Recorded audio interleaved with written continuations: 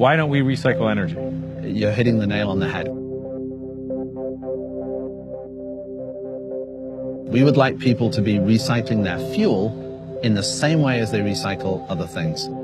Your technology is we're going to refine that energy, that carbon, out of the atmosphere, combine it with hydrogen and water, and then that's the same as gas or jet fuel? Yeah, it's chemically the same.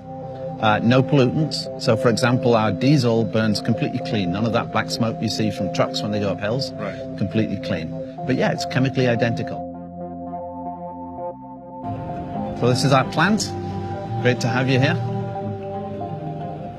Everything here is a working model, full process working, and we are capturing CO2 from the atmosphere right here. Think of it as like a big cooling tower. Large fan, the fan draws the CO2 in, chemical reaction, and we capture the CO2. Wouldn't there be more carbon to capture by dirty, naughty factories? No, it's uniformly distributed.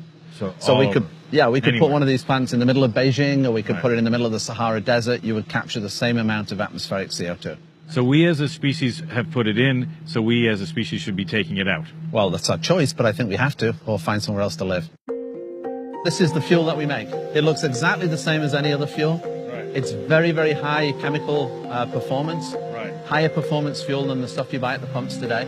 So it's better than the pumps, it's carbon neutral, and theoretically it would be cheap to make because you're refining the energy that's already out there in the atmosphere. Yeah, you're using the CO2 from the atmosphere. Your only feedstock, the only thing you're consuming is renewable electricity. Right. Now, here's the interesting thing. A carbon neutral fuel that's compatible with any vehicle in the world today. Right. So that car you just drove up in, we can make that carbon neutral tomorrow. Wow. Any vehicle, any performance vehicle, any battered old truck, aeroplanes, we're compatible with all of those. Which is significant because nobody's making electric tractors or electric planes. Right. Do you have to do any modifications? No. Wow. So transportation is about 20% of the CO2 emissions. How are we going to decarbonize that? There's 1 billion cars in the world. So if we all go electric, $50,000 for an electric car, that's $50 trillion. Then you got to deliver energy and electricity to each car. It's a massive change. Yeah. Alternatively, why don't we just change the fuel? The price to you at the pump will be the same.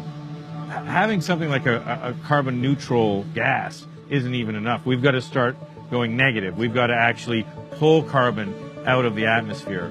Now, can this do that, and what's the plan You can there? take the CO2 generated here and bury that underground, and you get to negative emissions. Right. It's a hugely important thing. And how many do you need to scale it to get to carbon negative?